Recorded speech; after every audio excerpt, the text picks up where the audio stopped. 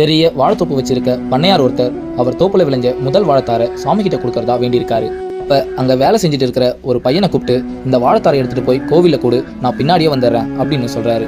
அந்த பையனும் வாழைத்தாரை தூக்கிட்டு போகும்பொழுது அவன் பசியில 3 வாழைப்பழத்தை சாப்பிட்டுறான். அந்த பையன் கோவில்ல வாழைத்தாரை எடுத்துட்டு வந்து வைக்கிறான். பண்ணையார் வாழைத்தாரை பார்த்துட்டு வாழைப்பழத்தை யாரோ பிச்சை மாதிரி இருக்குன்னு நீ என்ன பண்ண அப்படின்னு கோவமா கேட்கிறாரு. அவனும் பயத்துல நான் நாயா பசியில 3 வாழைப்பழத்தை சாப்பிட்டேன்னு சொல்லிடுறான். இதை கேட்டு அந்த பண்ணையார் கோவத்துல அவனோட கன்னத்திலே அறையிறாரு. அவனும் அழுதுகிட்டே ஓடுறான். பண்ணையார் தூங்கும் பொழுது கனவுல சாமி வருது. சாமி நீங்களா, நான் அனுப்பின வாழைத்தாறு வந்துதான்னு கேட்கிறாரு. அதுக்கு சாமி நீ கொடுத்த 3 வாழைப்பழமும் மிகவும் அருமையாக இருந்தது அப்படின்னு சொல்றாரு. இதை கேட்டு பண்ணையார் திடீர்னு எழுந்து என்னடா நம்ம சாமிக்கு ஒரு வாழைத்தாரே அனுப்பணும், சாமி 3 வாழைப்பழம் தான் வந்ததுன்னு சொல்றாரு அப்படின்னு புரியாம குழம்பி போயிருக்காரு. அந்த பண்ணையாருக்கு வேணா புரியாம இருக்கலாம், ஆனா பாக்குறவங்களுக்கு புரியணும்னு நினைக்கிறேன்.